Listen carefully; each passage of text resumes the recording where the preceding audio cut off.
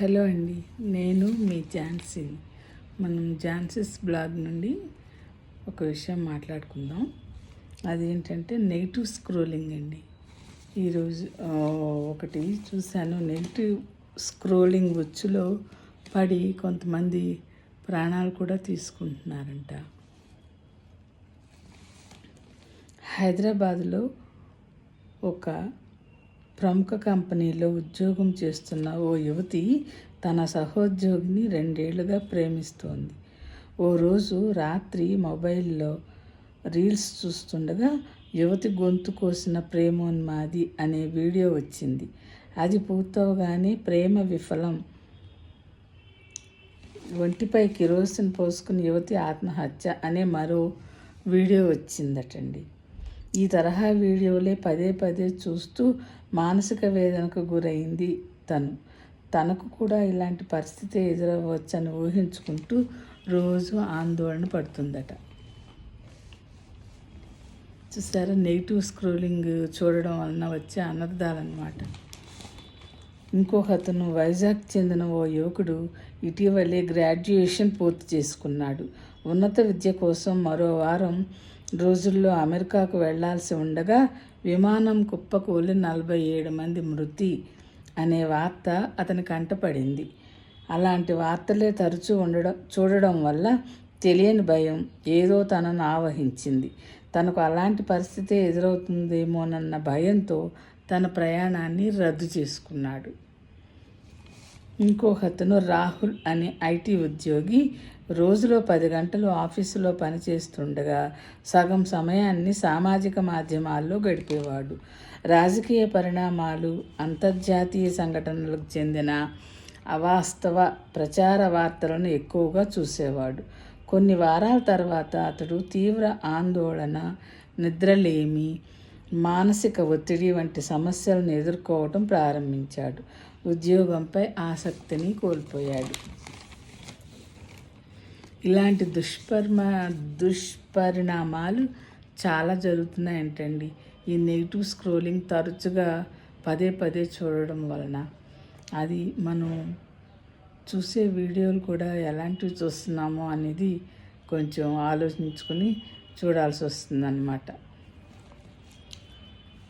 సామాజిక మాధ్యమాల్లో ప్రతికూల వార్తలను, పోస్టులను అదే పనిగా గంటల తరబడి చూడడమే డూమ్ స్క్రోలింగ్ అట. నిరంతరం ప్రతికూల వార్తలు, విపత్కర సంఘటనలు, రాజకీయ అస్థిరతలు, ప్రపంచ యుద్ధాలు, బాధను కలిగించే సమాచారం మొదలైన వాటిని చూసి ఆందోళనకు గురవడం ఈ కోవలోకే వస్తుంది. సాధారణంగా మంచి కన్నా చెడు విషయాల వైపే ఎక్కువగా ఆకర్షితులవుతారు. చాలామంది తమను కలిచివేసిన లేదా తమకు బాగా కనెక్ట్ అయిన ఏదైనా విషయాన్ని చూసి వదిలేయకుండా దాని గురించి మరింత లోతుగా తెలుసుకుంటుంటారు. ఆ వార్తను తమకు అన్వయించుకుని ఆందోళన చెందుతారు. కాలక్రమంలో ఇది వారికి ఒక వ్యసనంలా మారుతుంది. దీర్ఘకాలంలో ఎన్నో మానసిక సమస్యలు తెచ్చిపెడుతుంది. డూమ్ స్క్రోలింగ్ ఎప్పటి నుంచో ఉన్నా కోవిడ్ తర్వాత ఈ పదం బాగా ప్రాచుర్యంలోకి వచ్చింది. ఇది ఒక వ్యసనంగా మారి అపరిమితంగా వచ్చిపడుతున్న నోటిఫికేషన్లు, అప్డేట్లు, సెకండ్ల వ్యవధిలోనే అనేక వార్తలను చేరవేయడం వలన రోజువారీ జీవితంలో ఇది ఒక భాగం అవుతున్న కారణంగా మనకు తెలియకుండానే దానికి బానిసలవుతున్నాము. ఈ క్రమంలోనే వారి మెదడులో కొద్ది మోతాదులో డోపమైన్ విడుదలై మరిన్ని వార్తలను చూసేలా ప్రేరేపిస్తున్నట్లు అమెరికా సైకాలజీ అసోసియేషన్ ఇటీవల నిర్వహించిన ఒక అధ్యయనంలో పేర్కొంది. వీటి నుంచి ఎలా బయటపడాలి అనుకుంటే కొన్ని చెప్పారు, చూడండి. ఆన్లైన్లో ఎంతసేపు గడపాలనుకుంటున్నారో టైం లిమిట్ సెట్ చేసుకోవాలట. దాన్ని ఖచ్చితంగా ఆచరించి ఒక్కో యాప్నకు ఎంత సమయం కేటాయించాలనుకుంటున్నారో ముందుగానే మొబైల్లో సెట్ చేసుకుంటే ఒకవేళ మీరు ఆ సమయాన్ని దాటితే ఆటోమేటిక్గా యాప్ లాక్ పడి మళ్ళీ ఉపయోగించాలంటే కోడ్ని అడుగుతుంది. అన్లాక్ చేసే క్రమంలో మొబైల్ని చూడాలన్న మీ ఆలోచనలు మారే అవకాశం ఉంటుందటండి. అనవసరమైనవి వద్దు అనుకుంటే 1-2 యాప్లను మాత్రమే మొబైల్లో ఉంచుకోవడం బెస్ట్ అంటున్నారు. ఇంకా ఈ వ్యసనానికి బానిస అయిపోతున్నాము అనుకుంటే ఆత్మీయుల అండతో కూడా దీని నుంచి బయటపడవచ్చు. దాన్ని మన ఆత్మీయులకు చెప్పి వారి సాయం కోరాలటండి. ఎక్కువ సమయం చరవాణితో గడిపినట్లు అనిపిస్తే మిమ్మల్ని వారించమని మన దగ్గర ఉన్న వాళ్ళకి చెప్పాలన్నమాట. మొబైల్ నుంచి ఆలోచనలను మళ్లించాలంటే ఇతర అభిరుచులను పెంపొందించుకోవడం ఉత్తమ ఆలోచన. బొమ్మలు గీయడం, పుస్తకాలు చదవడం, మొక్కలు పెంచడం, కొత్త ప్రదేశాలను సందర్శించడం, ధ్యానం, వ్యాయామం మొదలైన వాటికి సమయం కేటాయించాలి. డూమ్ స్క్రోలింగ్ వల్ల డోపమైన్ హార్మోన్ విడుదలవుతుంది. ఇది ఆనందం, సంతృప్తి, ప్రేరణకు కారణమయ్యే న్యూరో ట్రాన్స్మిటర్. ప్రతిసారి కొత్త వార్తను చూడగానే, ప్రత్యేకించి సంచలనమైన భయానక ఆసక్తికర సమాచారం ఉంటే మెదడు డోపమైన్ను విడుదల చేస్తుంది.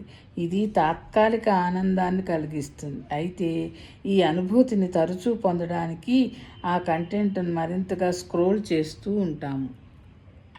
ఇది క్రమంగా అనారోగ్యకర అలవాటుగా మారి ఆరోగ్యంపై తీవ్ర ప్రభావం చూపుతుందని సైకాలజిస్టులు చెబుతున్నారు. అదే పనిగా ప్రతికూల వార్తలను స్క్రోల్ చేయడం మానసిక ఆరోగ్యంపై తీవ్రమైన ప్రభావం చూపుతుందంటున్నారు నిపుణులు. సామాజిక మాధ్యమాల్లోని ఆరోగ్యం, హింస, చావు, రాజకీయ వార్త కథనాలని తరచూ చూడడం వల్ల తీవ్రమైన ఒత్తిడి, కుంగుపాటు ఎదుర్కొంటామని హెచ్చరిస్తున్నారు. తమ జీవితాల్లో కూడా ఇటువంటి ఘటనలే జరుగుతాయనే భావన చెంది తీవ్ర మనోవేదనకు గురవుతున్నారని ఆందోళన వ్యక్తం చేస్తున్నారు.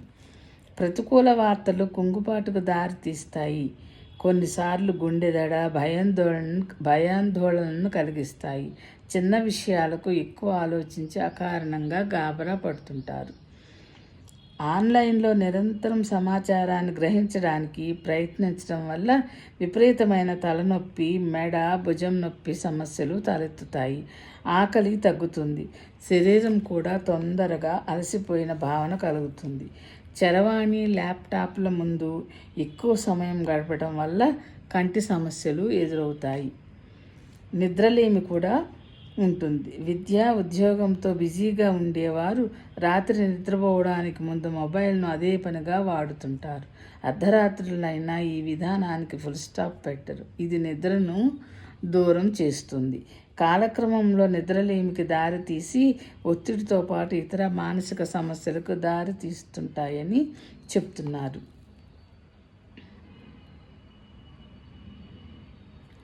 ఎడతెరిపి లేకుండా వచ్చే నోటిఫికేషన్ల దారం చూస్తూ తమకు తెలియకుండానే గంటల కొద్దీ సమయాన్ని వృధా చేసుకుంటుంటారు. ఇది గ్రహించే లోపే జరగాల్సిన నష్టం జరిగిపోతుంది అనుకుంటారు. ఇలా ఎవరైనా ఈ నెగిటివ్ స్క్రోలింగ్కి అలవాటు పడినట్లయితే దాన్ని తగ్గించుకోవడానికి మంచి విషయాలను మాత్రమే తరచూ చూడడానికి అలవాటు చేసుకుంటే ఇలాంటి మానసిక ఆందోళన, కుంగుబాటు లేకుండా అందరం హ్యాపీగా ఉండవచ్చు అన్నమాట.